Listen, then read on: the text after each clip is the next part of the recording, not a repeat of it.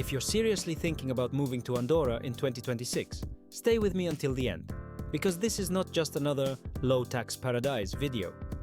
By the end, you'll know what changed, what it actually costs to live there, and how long it may take to recover the new $50,000 entry payment depending on your income and where you're moving from.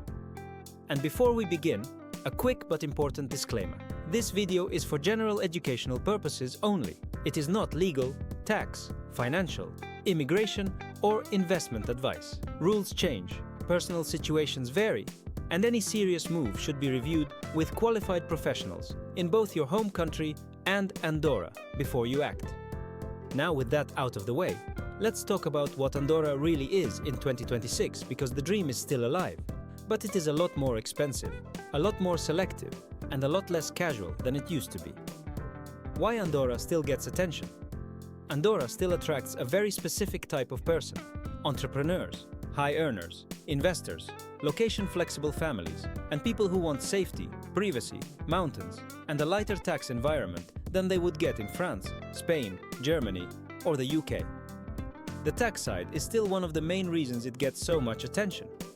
Personal income tax is generally capped at 10%, corporate tax is generally 10%, and IGI, Andorra's version of VAT, is 4.5%, which remains low by European standards. But that doesn't mean Andorra is easy. In 2026, the country is making it clear that it wants residents with real commitment, real substance, and real financial capacity, not people looking for a cheap administrative shortcut. What changed in 2026? This is the big shift. For years, many people looked at Andorra's residency system as strict but still manageable. In 2026, that perception changed because one of the most important pieces of the old system was effectively transformed. What many applicants used to think of as a recoverable deposit is now, for key residency routes, a non-refundable payment of $50,000 for the main applicant plus $12,000 per dependent. That matters a lot because it changes the psychology of the move. You're no longer just locking money away and expecting to recover it later. For many applicants, this is now a real sunk cost from day one. At the same time, passive residency has become far more capital intensive. The headline threshold now sits at €1 million in Andorran assets, with specific structures such as €800,000 per real estate unit or a €400,000 housing fund option. So, the message from Andorra is simple. The door is still open, but the price of entry has gone up, financially, administratively, and strategically. The basic conditions to move there, whether you go down the active route or the passive route, the basics remain familiar. Requirements: need to be an adult, provide a clean criminal record, prove that you have accommodation in Andorra, obtain private health coverage, complete the relevant immigration and medical steps, show that your application reflects a real relocation rather than a paper exercise. And that last point is more important than a lot of people think. In 2026, Andorra is clearly leaning toward a substance-based view of residency. If you claim to live there, your file, your time on the ground, and your actual life should all point in the same direction. This is one of the reasons it's dangerous to treat Andorra as a hack. It is still attractive, but it now rewards people whose move is coherent, not improvised. Active residency. Let's start with active residency.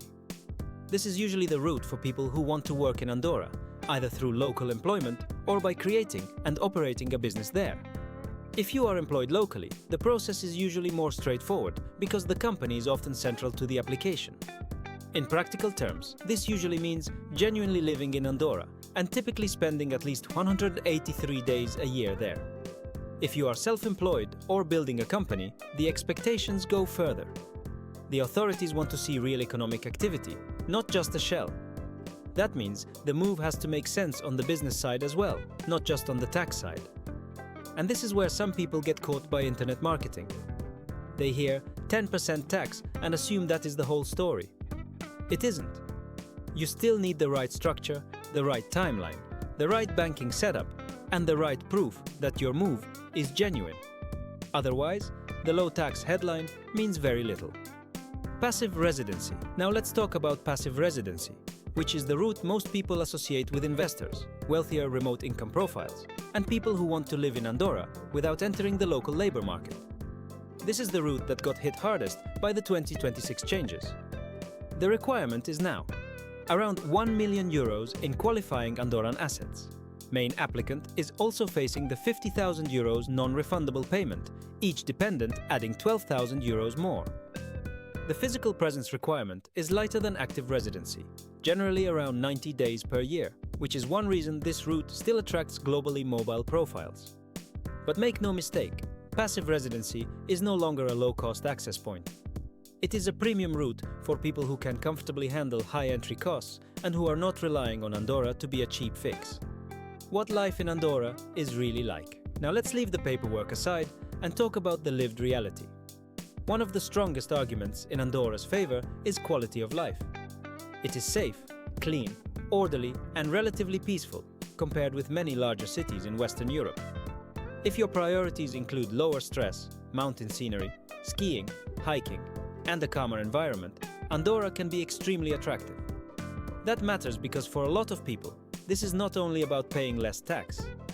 It is about buying a different daily experience, less noise, less tension, less urban chaos, and often a stronger sense of security.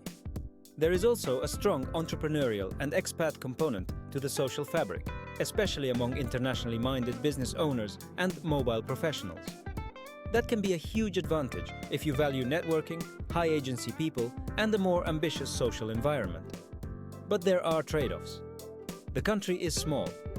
The social scene is smaller. Housing is under pressure. And because the market is tight, mistakes, whether in housing, advisors, or banking, can be expensive and frustrating. So Andorra can absolutely feel exceptional, but it should never be sold as effortless. It is a high-quality jurisdiction, not a friction-free fantasy. Cost of living. Now let's get into the part people often underestimate: the cost of actually living there. The biggest pressure point is usually housing. Taxes may be light, but rent is where a lot of newcomers get their first reality check. An older or simpler one-bedroom flat, 45 square meters, sits around €400 to €600 per month. A better finished and better located one-bedroom, closer to €700, €800 per month at the more current end of the market. Newer datasets suggest that a one-bedroom apartment outside the city centre sits around €850, while a three-bedroom apartment in the city centre can average around €2,000 a month. For family-sized or higher standard housing, the jump can be significant. A high-standard three-bedroom apartment can run around $1,400 to $2,000, and premium properties can go much higher than that depending on the area, the finish, and the season. Utilities also matter. A simple one-person setup can be manageable, but heating costs in colder months can push monthly costs up, especially in less efficient buildings.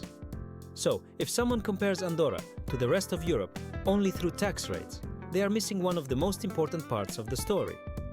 A low-tax country can still feel expensive when the housing market is tight. The question everyone should ask: when do you recover the $50,000? Now we come to the most important part of this video.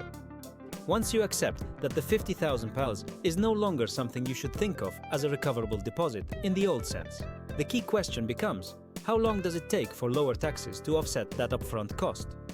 Real outcomes depend on your income type, your legal structure, your deductions, your social contributions, your country of exit, and whether you become non-resident properly in your current country.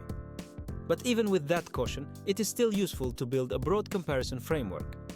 The easiest way to do that is to compare a rough annual tax burden in Andorra with rough annual tax burdens in countries like France, Spain, Germany, and the UK. Then see how many years of annual savings would be needed to absorb the new $50,000 cost. Keep in mind that this table does not include the cost of accommodation, which may be significantly higher than what you pay in your home country. Real outcomes depend on your personal situation. What this table tells you is not that Andorra is automatically worth it. What it tells you is that the higher your income and the higher the tax burden in the country you are living, the easier it becomes for the move to make sense on paper. At around £50,000 a year, the break-even period can be long enough to make the move much harder to justify if tax is your main motivation. At $100,000, it starts to become more realistic. At $200,000 and above, the equation can shift very quickly, at least in simplified scenarios like this one. But a reminder again, a spreadsheet is not a relocation strategy. Real life still matters more than a single tax comparison table. Who Andorra still makes sense for? It still makes a lot of sense for people with strong income, genuine international mobility, a coherent tax exit plan, real willingness to live there, and enough financial margin to handle the upfront cost without stress. It makes much less sense for people who are hoping for a cheap shortcut, do not have stable income, are trying to improvise the move, or expect Andorra to solve problems that are actually about business model, lifestyle mismatch, or poor planning. The short version is this. Andorra is still attractive, but it is now a much better fit for serious profiles than for curious opportunists. Conclusion. So, here's the real takeaway. Yes, Andorra still offers one of the lighter tax environments in Europe, with personal tax up to 10%, corporate tax around 10%, and IGI at 4.5%. Yes, the country still offers safety, stability, and a quality of life that many people genuinely want. But in 2026, the conversation has changed. The €50,000 payment is real, the thresholds are higher, the scrutiny is stronger, and housing is expensive enough that you cannot afford to think only in tax headlines. So, the right question is no longer, is Andorra low tax? The right question is, given my income, my family, my structure, and my timeline, does Andorra make sense for me in the real world? I hope this video helped you understand the framework, the trade-offs, and the questions you should be asking before making a major life move. Thank you for watching, and I'll see you in the next video.